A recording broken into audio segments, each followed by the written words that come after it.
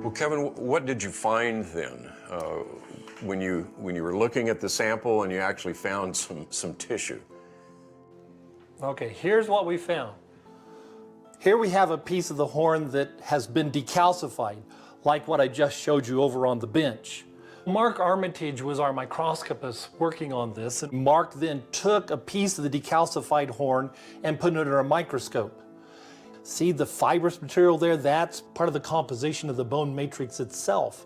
But what's really of interest is see the white material here on the surface swaying back and forth? That's actual dinosaur tissue on the surface.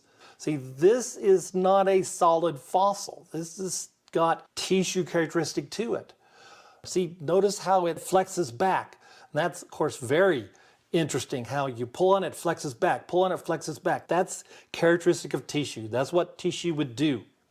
Now, Mark then was able to extract some very thin layers of elastic material away from the inner core of the horn. But he didn't have to decalcify the horn in order to do this. You can see it's stretchy, it's flexible. In fact, look, notice, see how it's stretching? It's stretching almost to twice its original size of what it was.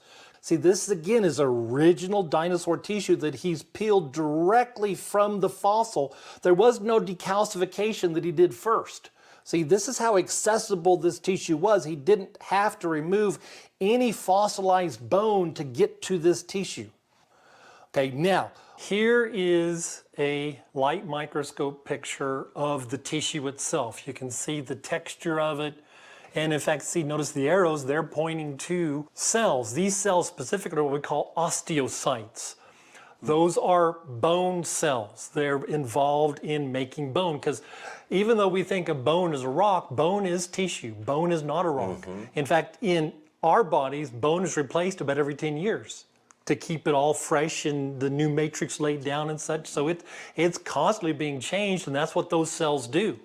And if you look at them then at a closer magnification, what we see then, this is using scanning electron microscopy, you see the extreme detail of the cells. See how well that's preserved. I mean, that doesn't speak for something that has been degrading or something that has just been in a non-pristine condition for 65, 70 million years. We would not begin to expect to see such enormous and elaborate detail.